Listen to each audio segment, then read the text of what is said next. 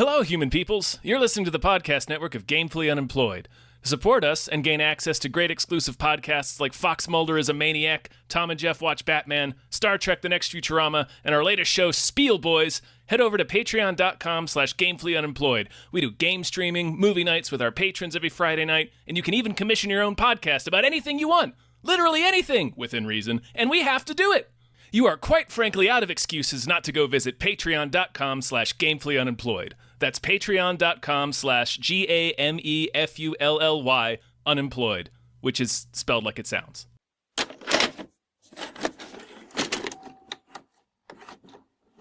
You wrote things down about this film. Sometimes all you can do is write notes. Does that make sense? Yes. Yeah. Sometimes all you can do in the face of movies like The Cube, was that what it was called? Yes. The one about like the 60s and taking drugs. Oh, the Jim Henson one. No, not the Jim Henson one. Jesus. Oh, yeah, the one about LSD. The one about LSD, yeah. Why are we talking about this? Yeah, that was a movie that I just had to white knuckle write notes through, and that's all I could do to get through that film. It happens. Hi, everybody. Hello, everyone. My name is David Bell. My name is Tom Ryman. Robert. My name is Robert. Robert! Yeah, it is. EVANS. That's right. And we just watched We Have a Ghost. We sure do. We have a ghost. Okay. No, I'm serious, Kevin. Caught him on camera. Oh, we gotta show Mom. No. Do you want me to tell the story here? Because first of all, I'm gonna thank you for being on the podcast. Yeah, thank you. so much, If you man. have anything to plug. yeah, I got a podcast. It's called Behind the Bastards. I got a novel. It's called After the Revolution. You just type that in with the word buy or go to atrbook.com and get it for free. Either way, doesn't matter to me. Okay, cool. Now I need you to explain yourself. Yes. Yeah. So, we're good friends. We watch movies together, have for years since we all lived together at that one time. Yeah. I've seen a couple of great movies this year. Dark Harvest. Definitely want to talk to you guys about Dark Harvest. Exciting film. This has been a great year for movies. A lot of incredible pieces of cinema that have come out. So I decided instead to talk about definitely the worst movie I've seen this year, but also the most surprisingly bad movie, because it's not so bad it's good. If you go into this movie, We Have a Ghost, expecting it to be like schlock, that's good schlock, you will be disappointed. But it's also not so bad that it's not interesting, because trying to figure out why they made the decisions they made in this fucking movie is a fascinating mental exercise. But yeah, I wanted to talk about it with you guys as soon as I watched it. Thank you for inflicting that exercise upon us. A little background. This was made this year in February. Yeah. It's a Netflix film. You probably are now remembering it. Because it took me a minute, because this came and went, right? Yeah. It was it was a Netflix I think original film, and it has David Harbour, and it was promised to be kind of like a family film about a ghost. It was hard to tell from the trailer, but it is a film with a family and a ghost. The trailers pushed it as a little Beetlejuicy. Yeah, like a horror comedy family. Yeah. It is 2 hours and 7 minutes, like a good horror family comedy should be. Oh, man. It's kind of Casper. That's the thing that struck me immediately is it's a lot of other films. The Frighteners, Casper. It's mostly E.T. E.T. is another Definitely one. more E.T. than any It's ghost primarily movie. E.T. David Harbour is the ghost, and he can't talk. And he doesn't really have a memory of what killed him. So, a big part of the movie is the kids befriending him and learning to communicate with him, which is very E.T., like you said. Right. Yeah. And that would be a fine movie.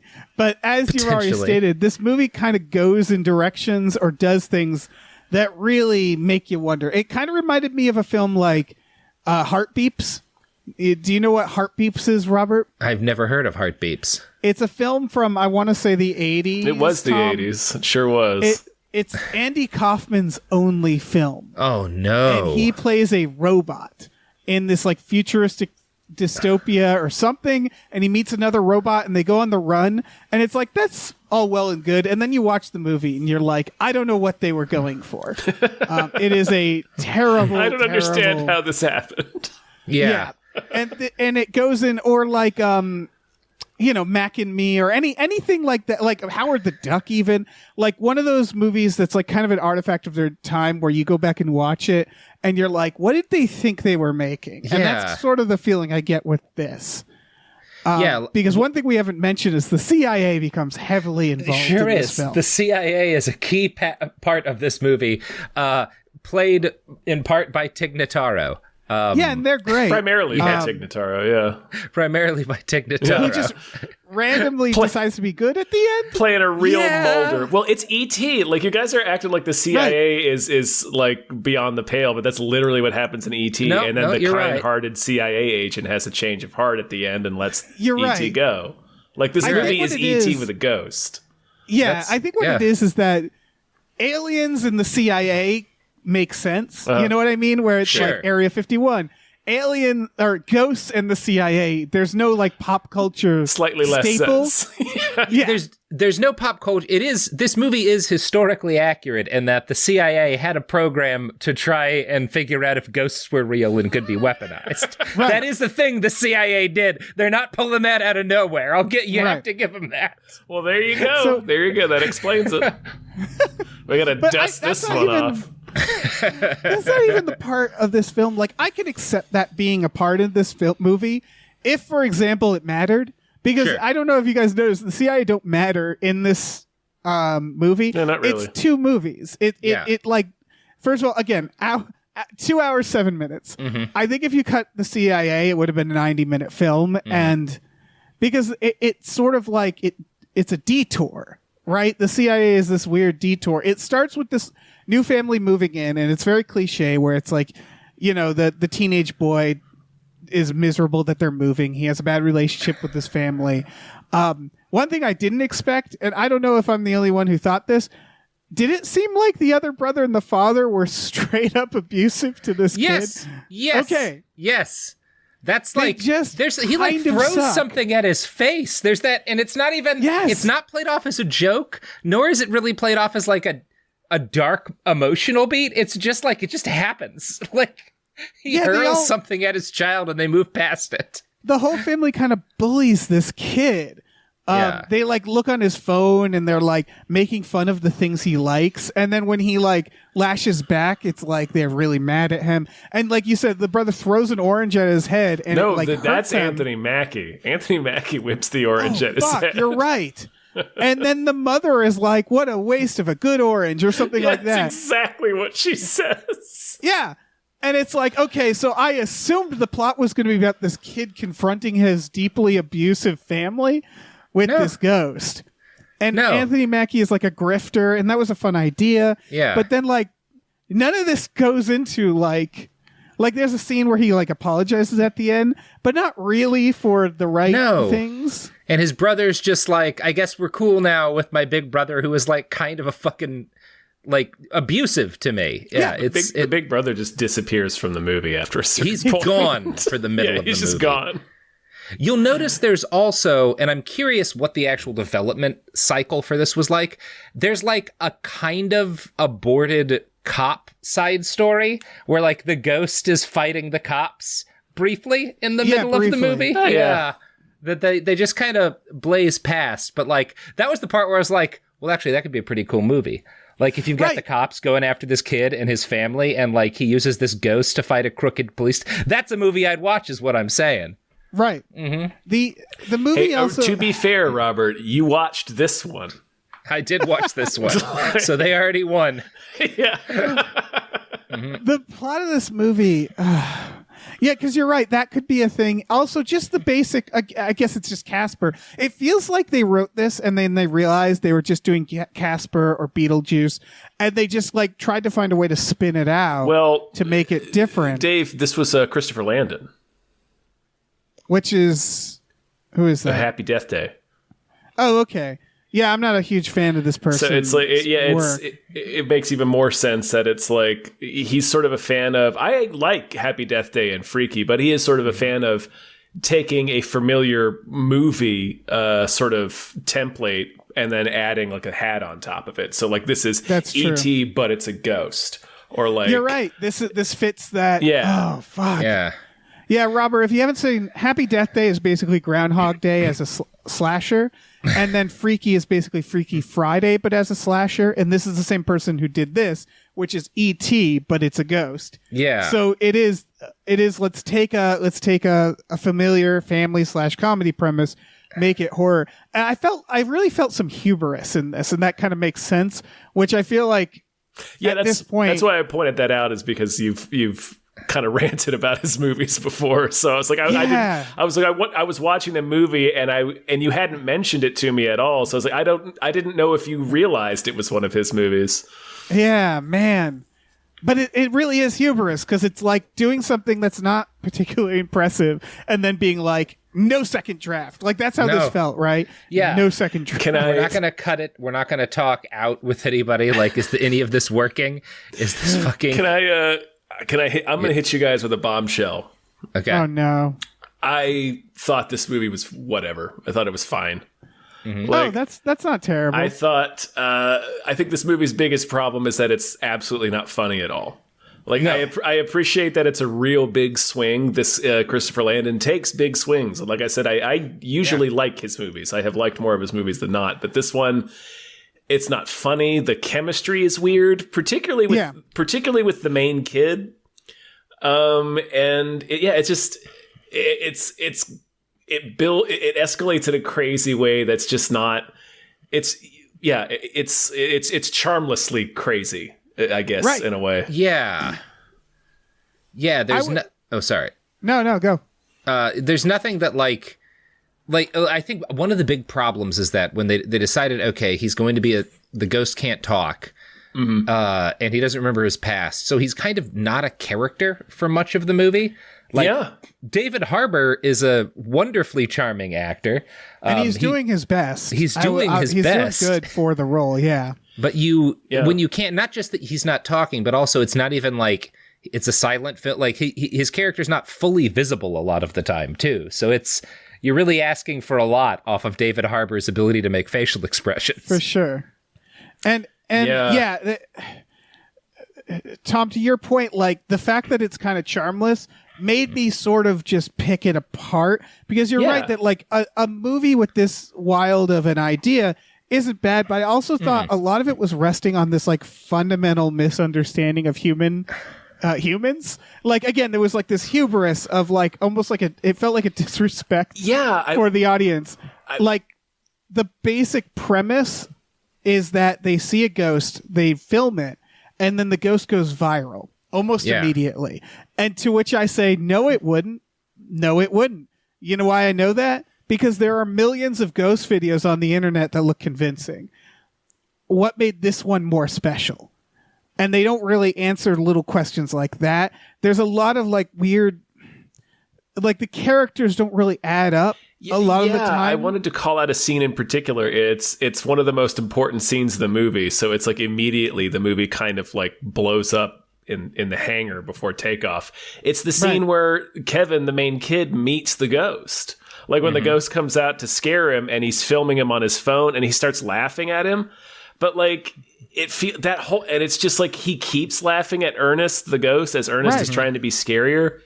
And it's supposed to be like how they meet. It's like their first interaction together. But like the laughing feels weird because it's not like a funny moment. It like what Ernest is doing doesn't register as it's funny. It registers as kind of like tragic. It registers as sad. And so then also, for this kid to be laughing like hilariously at it is immediately a weird wrong vibe. And that's like the first example they give us of what is supposed to be the relationship that's at the center of the movie. So it's like immediately the wrong, completely tone deaf. Yeah. And here's a question. Why does Ernest want to scare him? Why? Yeah. I know that sounds like a silly question for a ghost, but Ernest immediately becomes peaceful and nice, and then every now and then he'll do this. But they never really, because he doesn't talk. Like, why? why is he trying to scare people as a ghost? What is his, because he's doing it like, oh, I'm scary, and then gets deflated when they're not scared.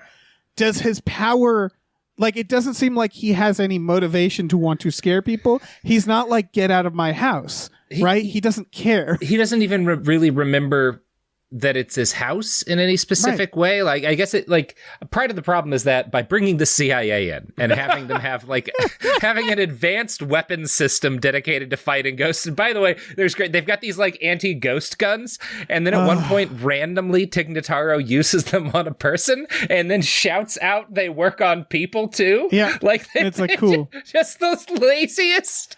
They do a couple of that. The part where they get, when they're like the Beatles and everybody's running after Ernest on the street, after the sequence, they're like, he could have just turned invisible, and I'm like, yeah, no, I made that note actually. We all before were aware when of the that scene started. Yeah, like that is you're right, movie. Work. That is a dumb thing that you did. And so, like, theoretically, you get the feeling there's supposed to be some like broader cosmetology about how ghosts work in this. But like, I mean, there's so many. Number one, they could have like explained the rules of like why ghosts inherently like haunt places, right? Right.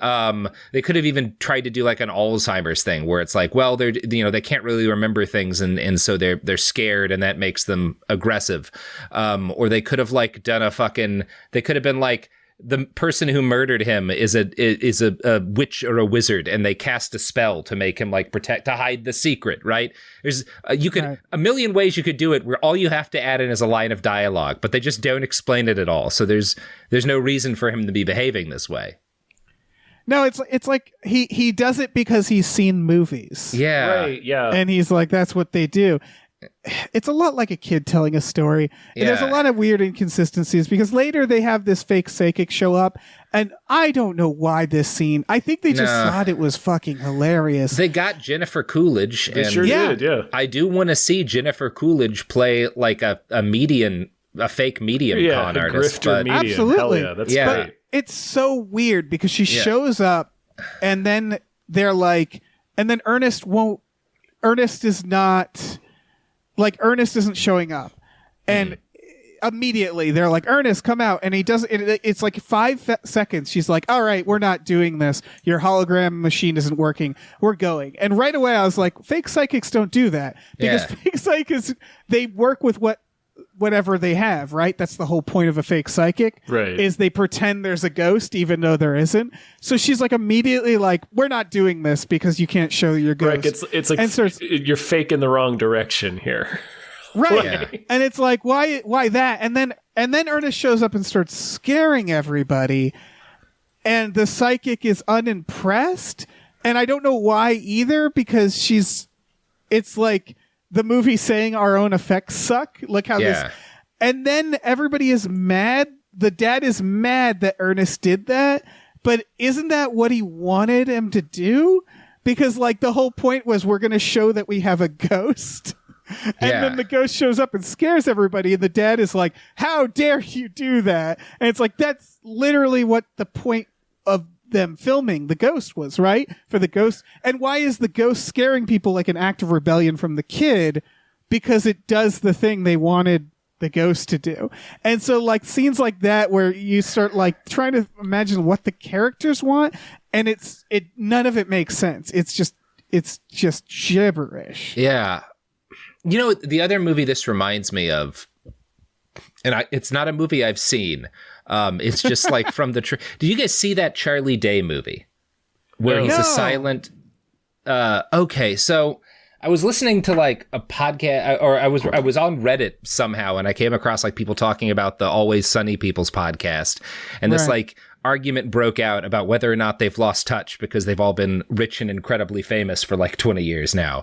And somebody brought up this movie Charlie Day was in, and was like, I don't know how you make this unless you've kind of lost touch with reality a little bit. And he's playing like, he starts out playing like this celebrity who like dies doing some stupid method acting thing, and they find a homeless man who looks exactly the movie. Yeah. Sorry. And they find a homeless man who looks exactly like him but can't speak.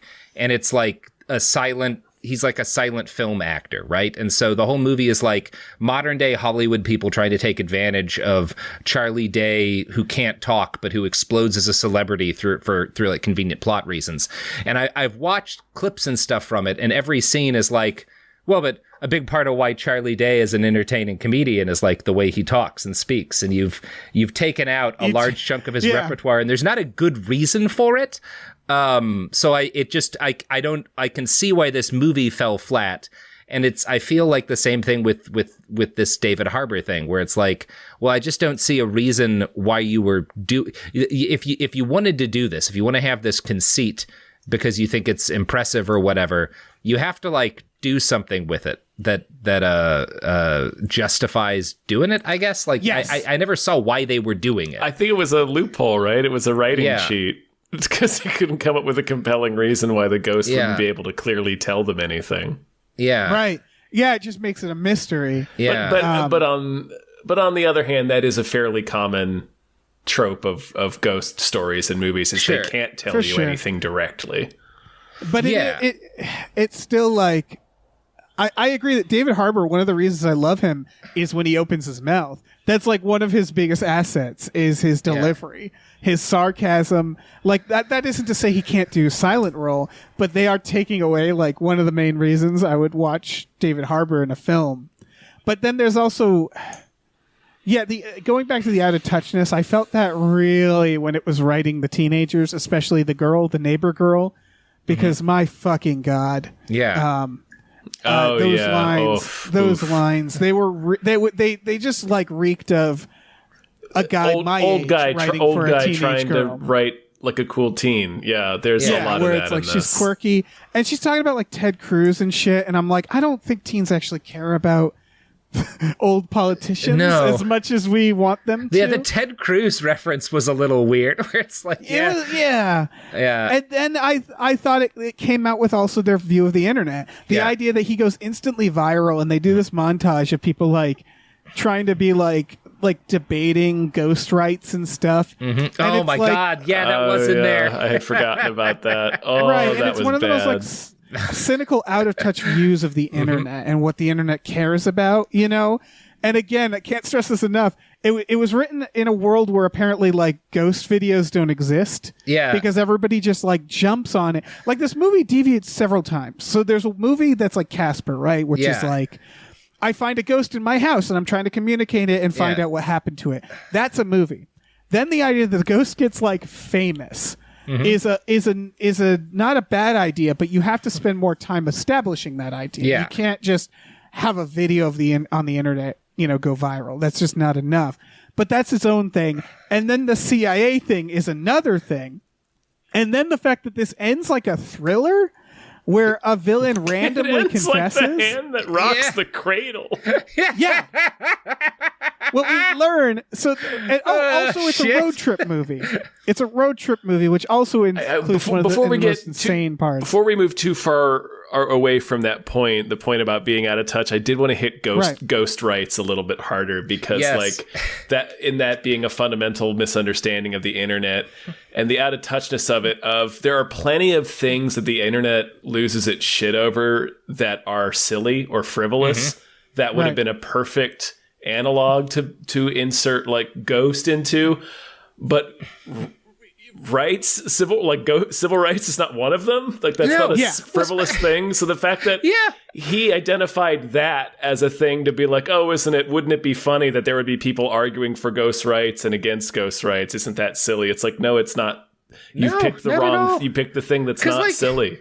If there were to be a ghost that showed up in someone's house and we proved it was real and some degree of sentient, yes, it would deserve rights.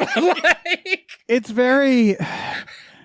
It's one of those things where they're trying to be subversive and like dig into an idea in a way that people haven't seen before, while falling just exactly into the traps of like mainstream thought about something. Yeah. Where it's like there's nothing subversive here. It's like, and nothing against him, but that Argyle trailer, the new Matthew Vaughn movie that says "From the Twisted Mind of Matthew Vaughn" to begin. No one has like, said that before.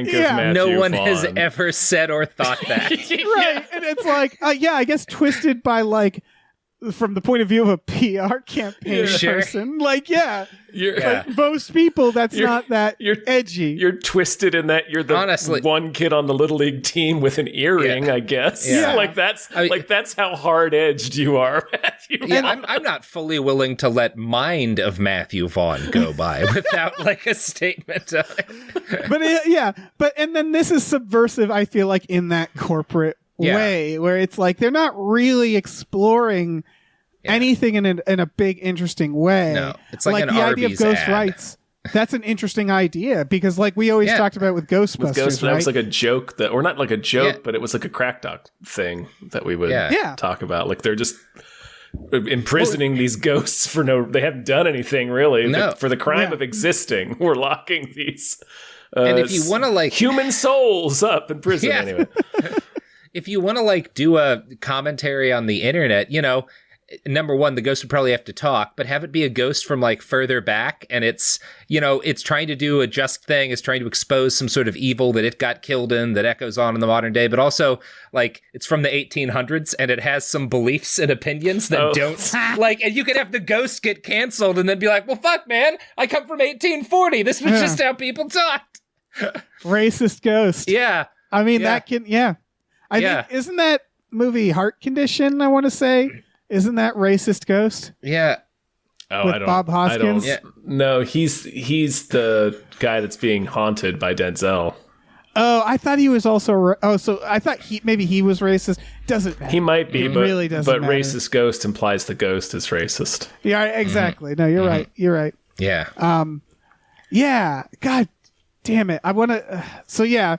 scenes I want to call out before we get to the end, because it turns also into a road trip movie, and I think for me the scene that really just gave me that Mac and Me vibe was the hotel scene, because another problem with this movie that they didn't think about, they did not think about, because they're like, let's do E.T. with a ghost, and the thing about E.T. is he's this little dildo who's like, you don't know what age he is. You don't have any reference for him. He's a cute little alien. Right. He's a little bleep blurping little creature. David Harbour is a middle-aged man. And again, nothing wrong with that. I am as well. Yes. And they have a scene where they do this romance between our protagonist, this teenage boy, and this the teenage girl who doesn't actually talk like a teenage girl. And they're in a hotel together. That word you keep saying, teenage. Continue. Yes, that's the key word, because these two teenagers are now on the run with the middle-aged ghost. Oh my God! And they're in a hotel. I had forgotten this scene. Actually, he has the comb over of a sex offender. Yeah. Again, they have him basically. Okay, no, Dave, you should explain this first, and then we can talk about it. And sorry. So again, in a movie like Mac and Me, you could see this happen. And it wouldn't be fucked up, which is, imagine E.T. or the little alien being like, oh, you should kiss her, Ooh, I want to, you guys, I'm rooting for you guys, like cute. Again, middle-aged man doing that, not cute. And so Ghost David Harbour is just watching and smiling in the fucking corner while these two are like holding hands and having a romantic scene. What it is they wake up the following morning and they're kind of spooning a little bit, very chastely. They're both fully clothed, sleeping above the thing, and he has one hand reached over on her hand, and they're holding hands as they sleep. So they're laying there asleep, and it pans over to middle-aged David Harbour Ghost in the golden light of morning, watching these two teens sleep with this wistful smile. You said that is the smile of a pedophile. Like that is a pedophile grin. There are so many opportunities for them to cut that scene. They could have cut it in the script. They could have been shooting it and been like, wait, let's not do this. In the editing room, there were so many moments where they could have stopped and said, maybe this is fucking weird. Yeah. Or if you're really brave, right? If you really want to make a swing, have the first 20 minutes, 30 minutes of this movie be this kid finding this ghost. They become friends. They go viral. Some bad people try to stop them. So they go on a road trip with the ghost. And while that's happening, mom and dad do some research and find the ghost is a pedophile. pedophile racist. Just a monstrous man. Yeah. Honestly, anything like that. Slain in an extrajudicial killing. Yeah. Right. He was murdered for good reason. Yeah. Holy shit. Oh, man. This movie is just... And this is like the halfway point. Yeah. There was like an hour left of the movie. Yeah. Because and at this point, what had happened, I was like, there's only a third act left. Because again, he gets famous, the CIA get involved, and they want to get Ernest, so they go on the run. And then they have this. And then they learn that Ernest probably abandoned his family. Yeah. And that's when a third act is supposed to start. But there's so much more movie left. It's ridiculous. Because then they have to they learn he's like a dirtbag father. And because the whole thing is that Ernest seems to have lost a child. And so once it was 40 minutes left once they learn that maybe he abandoned his child, because they go visit someone who's actually has his name, because they learn that Ernest isn't actually his name, right? Yeah. And they visit the real Ernest, and he says like, oh yeah, he left his child with me and my wife, and then he disappeared. We never found him again. And like then he was married. The fake Ernest, the ghost, was married to the real Ernest's wife's sister. So like the real Ernest is the ghost's brother-in-law. Right. And then he gets captured by the CIA. And what would normally happen, like you look at E.T., they go, we got to get him, and they get on their bikes and they go to get him. There's like 10 minutes of them just like moping between this moment. He doesn't even... they just give up. They just give up. The kid doesn't even go to get him. Ernest just has to... Tig Notaro has to just decide to let Ernest go. And that's how Ernest gets out of the CIA, which ultimately means that the entire CIA thread didn't matter. Correct. The CIA captures him and then goes, you know what? We feel bad. We'll let you go.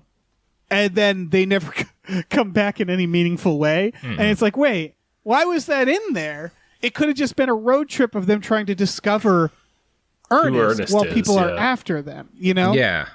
Well, like everybody recognizes them, they get into all sorts of trouble. Yeah. I feel like this movie had either two act twos that were from like different versions of the same movie, and they just decided to keep them both in. Kept both of them, yeah. They kept it all. Again, the hubris, where they're like, no second draft. This is great. Yeah, never and edit. Then, at the most convenient time, Ernest remembers what happened to his child. And what happened is bonkers. It's that the real Ernest, him and his wife couldn't have a kid. So instead of adopting, they murdered Ernest and took his child. Of which, okay. And then I wanted to point this out. When he has the flashback of the murder, real Ernest bashes fake Ernest, whose name is Randy, David Harbour. Right. Real Ernest bashes David Harbour on the head and gets blood all over his bowling shirt. So he takes off his bowling shirt, which has his name on it, and puts it on the body of the man he just murdered and buries him in the backyard of the house that is in his name. That's how they track Ernest down, is because he's the original find that out.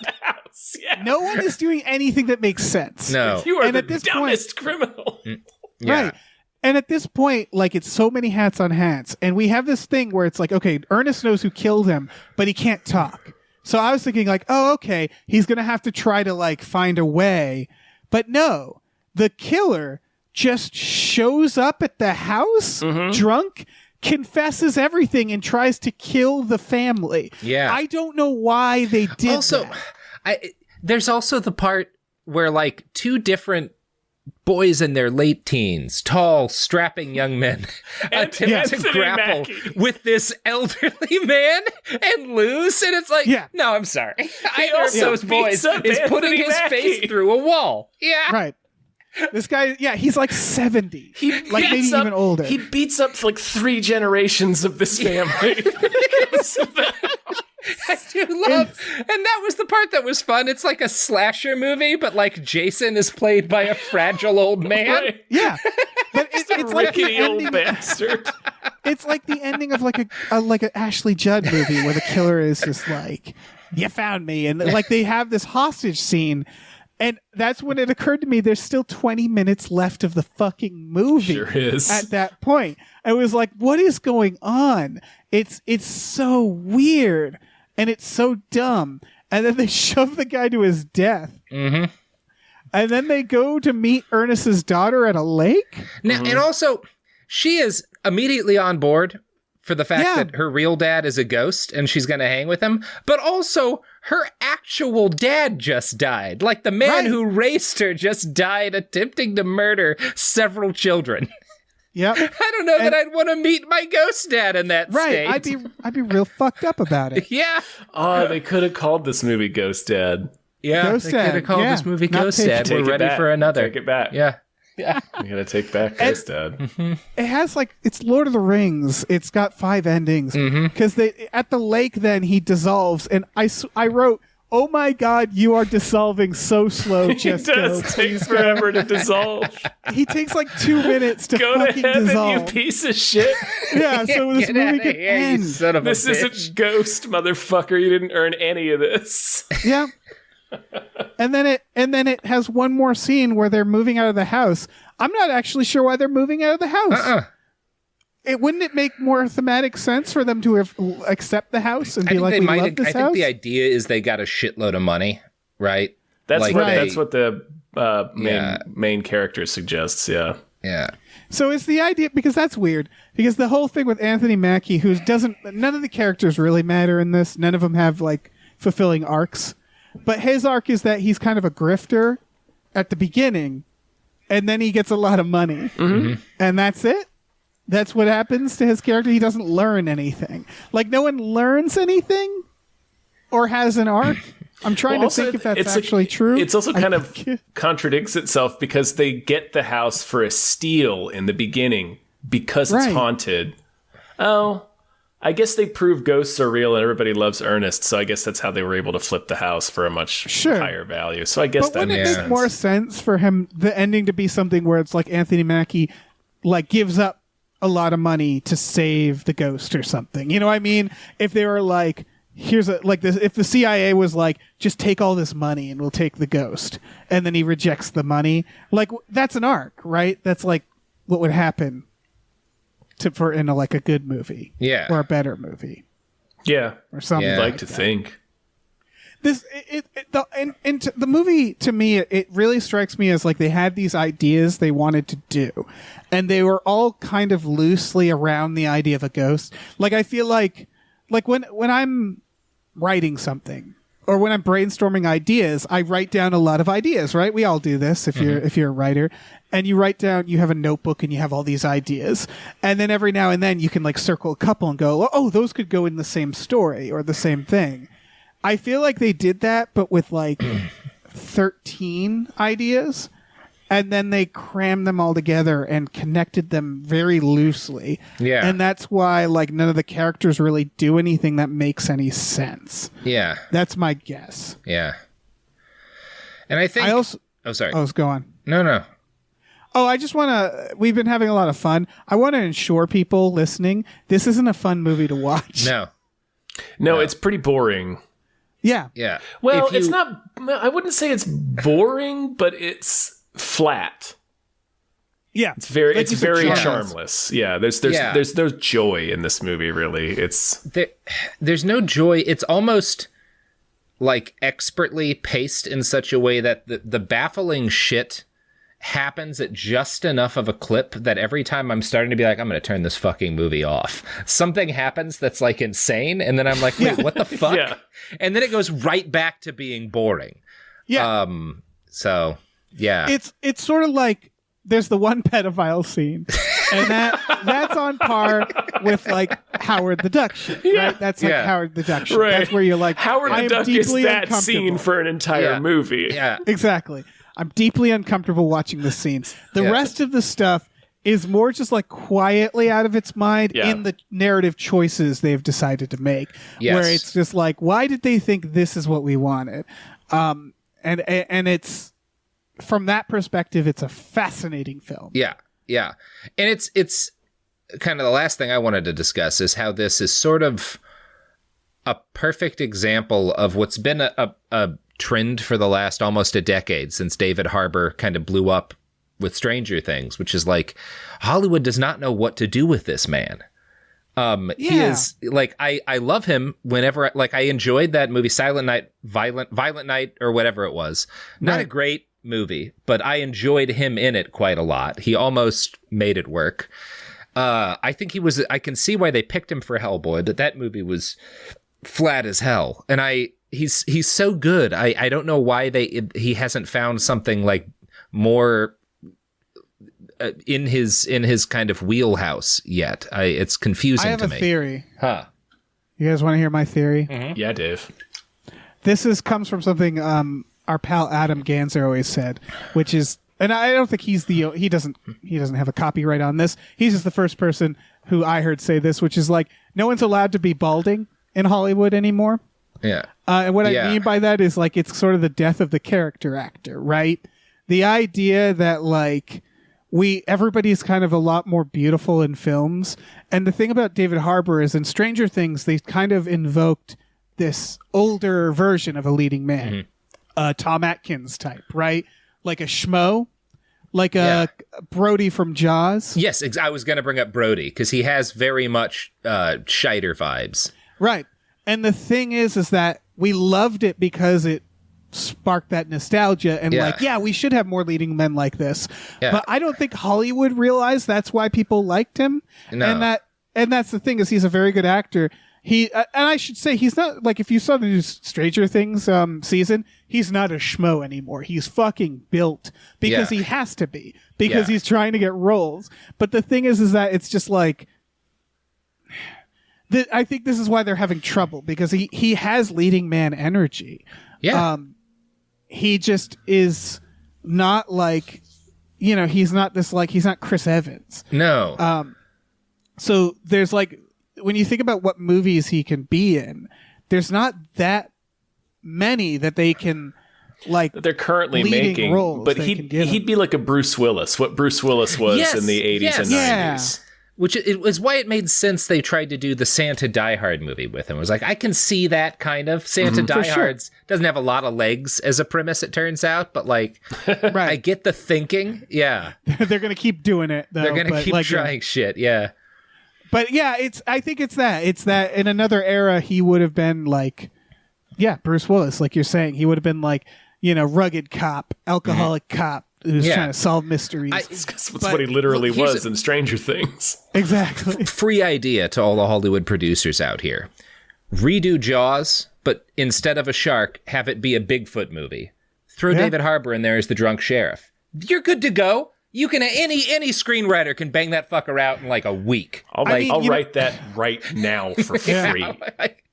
Kevin Smith has been threatening to make Moose Jaws, as he calls it, which is exactly what it sounds like. That would be perfect for David Harbour. Mm-hmm. Absolutely, yes. Yeah, absolutely perfect. Yeah, that's the thing. It's like he.